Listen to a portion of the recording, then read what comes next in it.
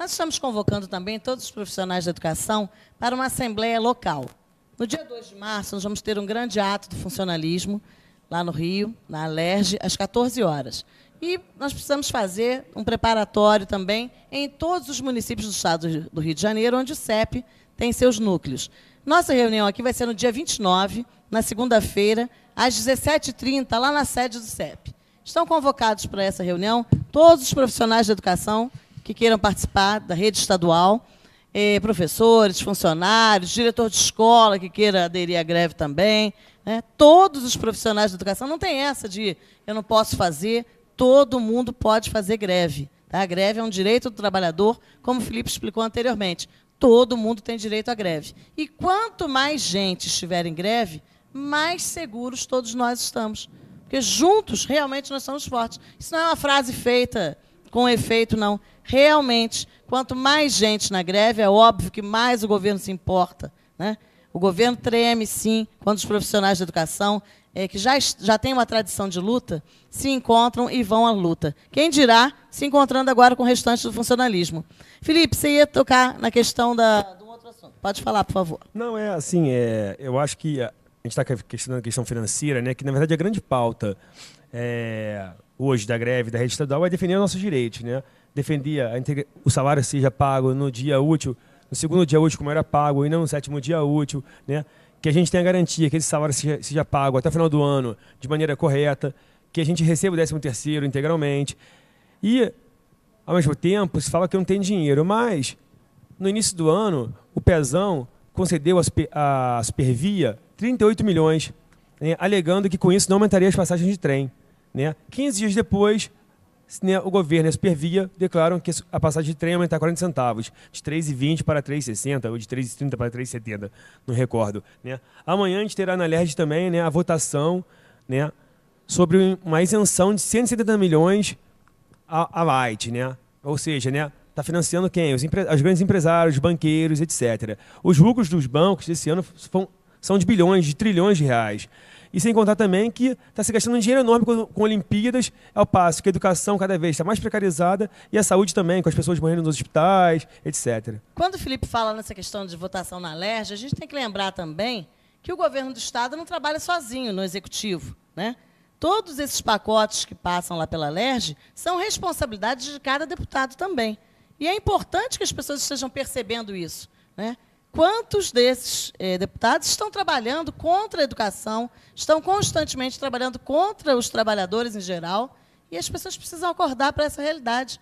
Né? A Alerj tem funcionado muito mais contra a população do que a favor da população. Estão lá para nos representar, porém, não têm cumprido seu papel. E é preciso que cada vez mais os trabalhadores e a população organizada estejam cobrando do seu deputado, do deputado da sua região. O que ele está fazendo lá, gente? Está lá para defender quem? Né? A gente precisa chamar as pessoas a essa realidade. Ô, Lígia, com relação à questão de estágio probatório, quem está em estágio probatório pode fazer greve? Olha, deve e pode. Na verdade, a gente se faz uma retrospectiva histórica do nosso movimento sindical, a gente vê que o CEP é criado em 77. Em 79, tem uma grande greve, é uma greve que marcou a história da nossa luta sindical. Final de ditadura, Chagas Freitas era governador biônico, inclusive mandou fechar a sede do CEP. E, no entanto, a gente foi vitorioso, eu não participei, ainda não era da rede, mas a gente tem essa história, guarda isso com muito carinho. Nessa greve, a vitória foi garantir 5 salários mínimos. Há pouco a gente estava falando que agora a gente está ganhando quase que um salário. Né? Quando a gente fala que a gente faz greve por reajuste, na verdade, a gente está correndo atrás de perda. Prejuízo histórico, né? Prejuízo de 16 anos, eu acho. De 2000 para cá é só bonificação, é nova escola, é bonificação.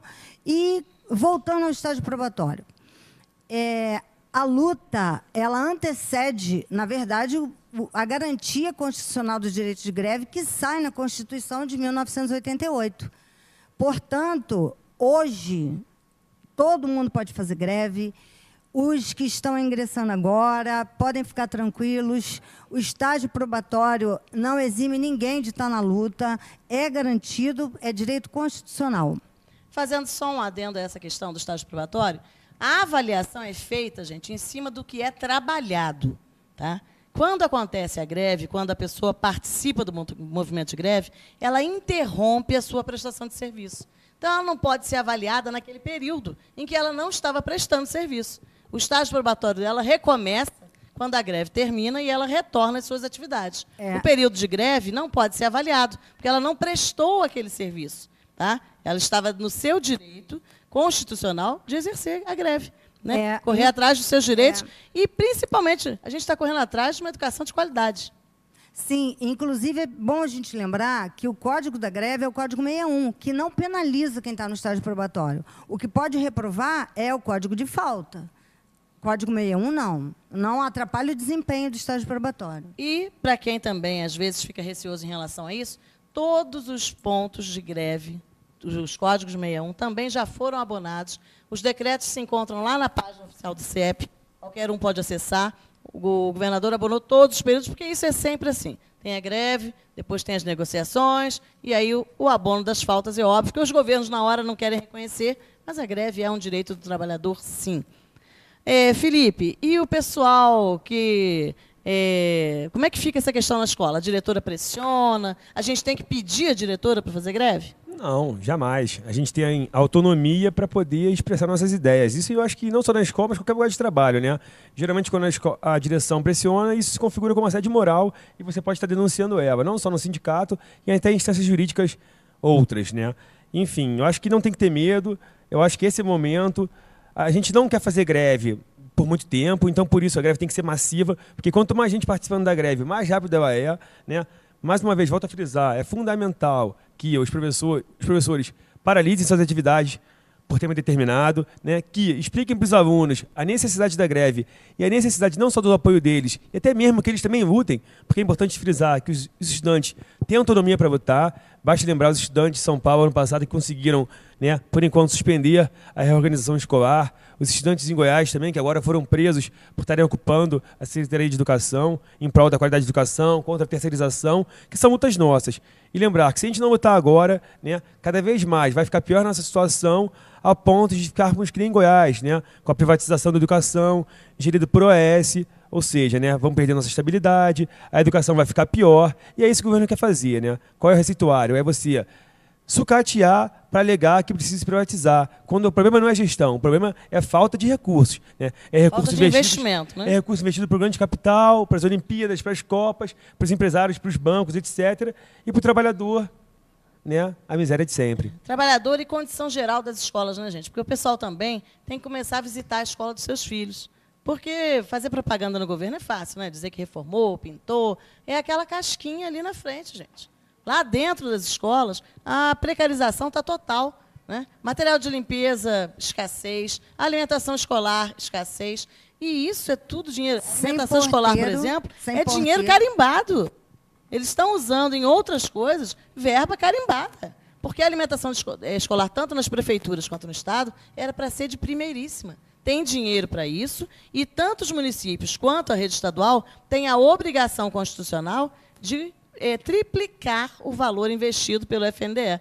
E prefeituras e estados têm servido merenda exclusivamente com o valor do FNDE. Aí é brincadeira, né, gente? É realmente não querer que dê certo, não querer que a escola pública tenha qualidade. Só que está tendo um probleminha agora.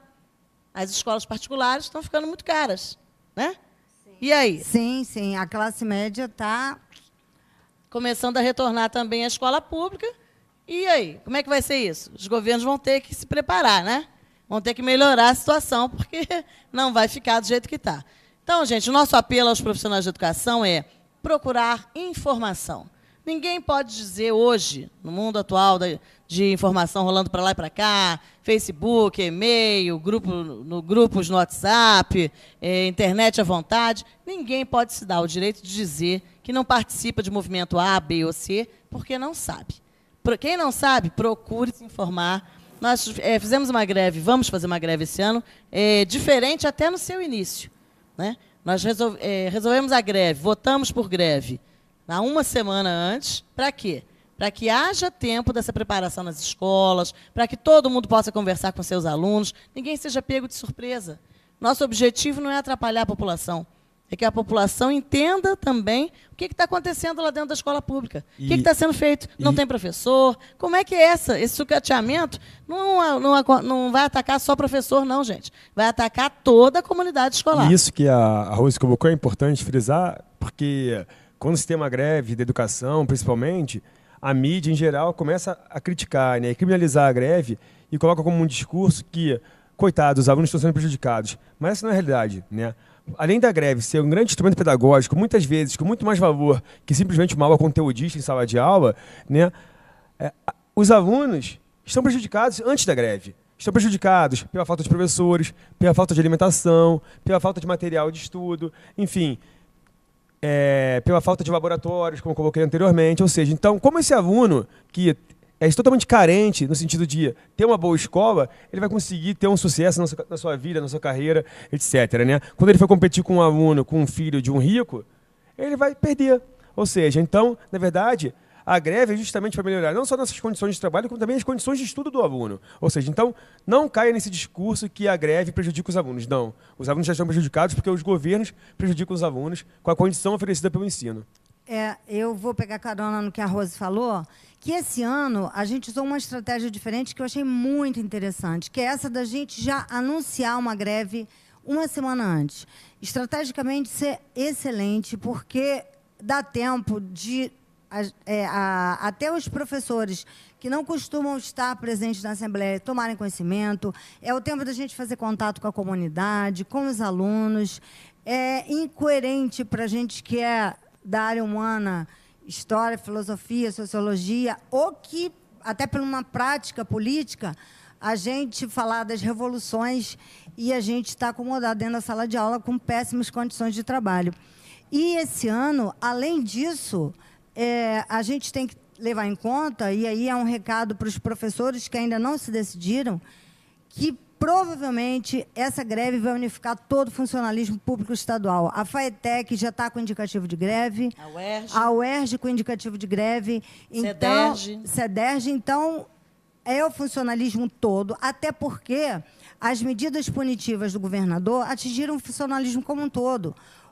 Passar a contribuição previdenciária de 11% para 14%, por exemplo, o atraso no pagamento e o índice zero de reajuste, que também não foi específico para os profissionais da educação. Então, essa greve vai ser pesada, intensa e vitoriosa, com certeza.